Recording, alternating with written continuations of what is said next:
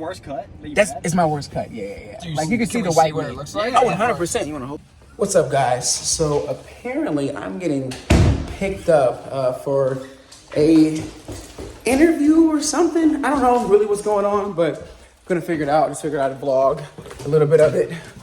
Yeah, I think it has something to do with legendary shots. They're like these people who shoot like in slow-mo, and I've worked with them before. They're pretty cool, but yeah, apparently they have a surprise for me today. So we shall see how this goes.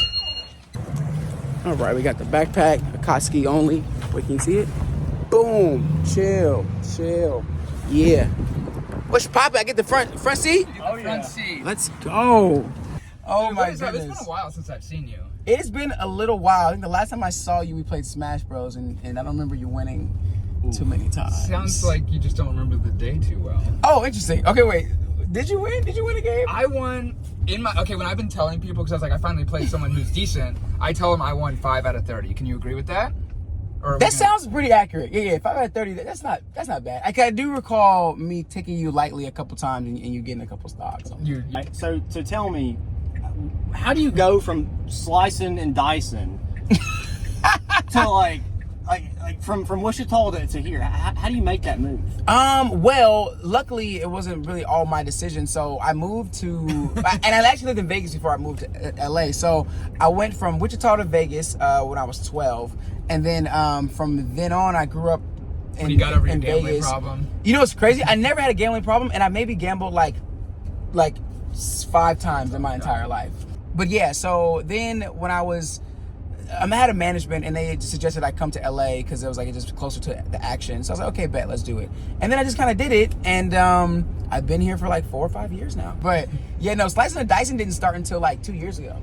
So that's new, like the slicing and dicing. You're telling me you're one of the best sword cutters in the world after just a mere 800 days of practice. The fact that you know those numbers, yes, I am saying that I've done some top tier stuff, yeah, definitely, and I think it's a matter of how hard you train. So with training, I did martial arts first. With that, I did Taekwondo my whole life, but it got me used to and knowing just how to train effectively and efficiently. So I just implemented that, applied that to my sword training, and yeah. So I'm inspired by anime, and when I see things in anime, I go, you can do that in real life. And there's some things you really can do in real life that you also, can do in anime, or that also happens in anime. So one of the AMVs, there's this swordsman. He has one arm, and so in order to draw his sword, he puts it under his chin, and then he draws it with his arm that he has, his right arm. So I didn't realize that there's a big difference between like a long sword, a medium-sized sword, a small sword, and I tried to do it with a long sword, or like an average size katana, and I got frustrated. And I did it really fast without technique, and I sliced my under my neck, and I did it on camera, and then I started bleeding. First, I feel the blood. I panicked because I was like, it's cold outside. What's this warm feeling on my chest? And then I look and I go, why is it red? Like, is it raining? Red rain? Yeah, and then you look down in that video. Yes, and then I go and I'm like, oh, I cut myself. Nice. So yeah, there was that. Then there was a time, not on camera, I was tossing my sword, so I do that a lot and catch it.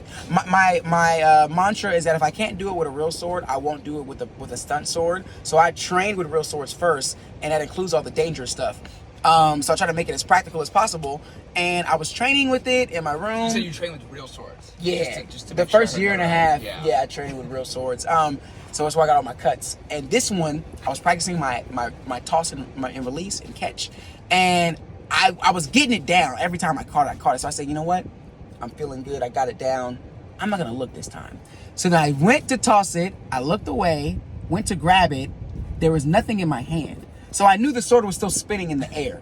And so when as I go to turn, I see the blade slicing my arm, and I move as soon as I feel pain. No.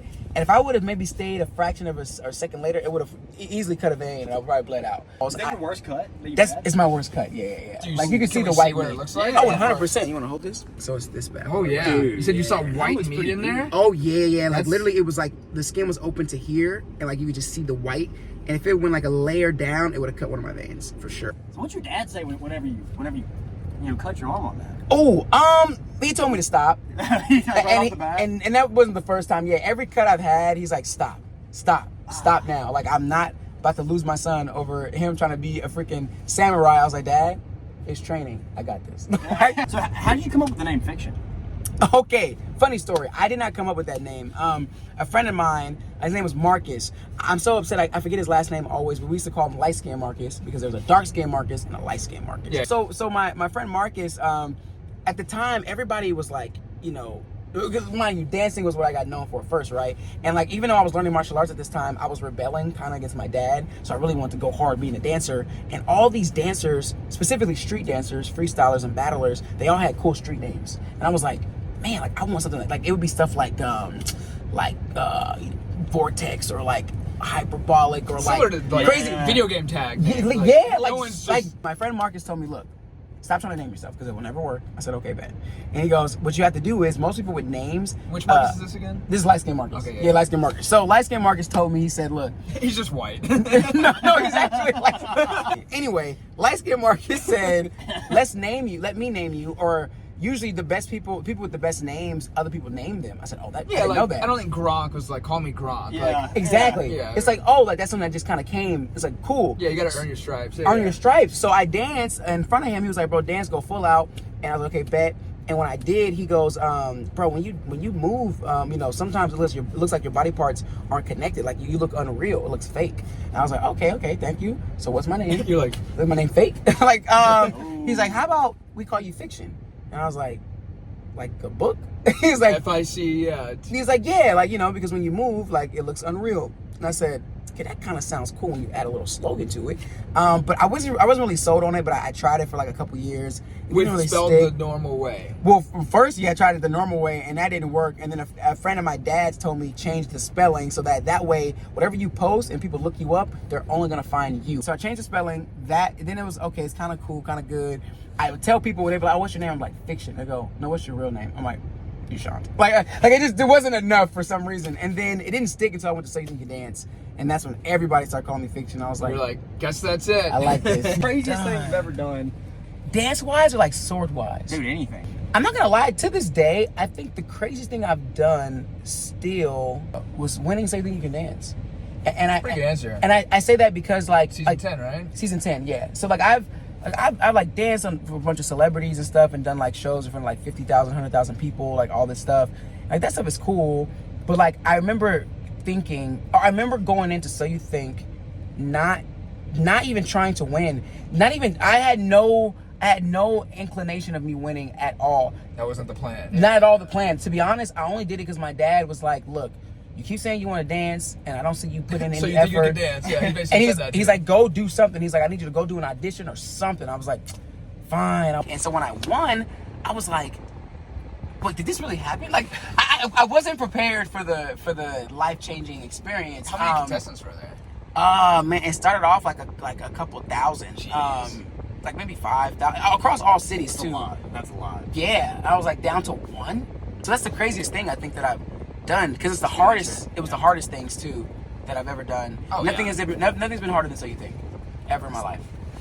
Yeah. So what's going on? So today, we think that you're pretty good with a sword, and we have some sword challenges lined up for you out in this fairy field You would have some sword challenges for me, with your swords. and you have my swords. Yeah, All 7 swords. You know what's kind of crazy And we have is some people you know that like swords that are all going to be here too. So it's Okay. a whole sword day for you.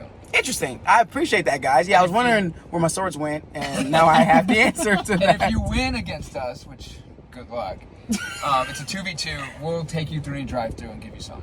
Ooh. Let me get your. Oh, here we go. Sword. I didn't see that, but the door opened by itself. Sword challenge time. I'm up for it.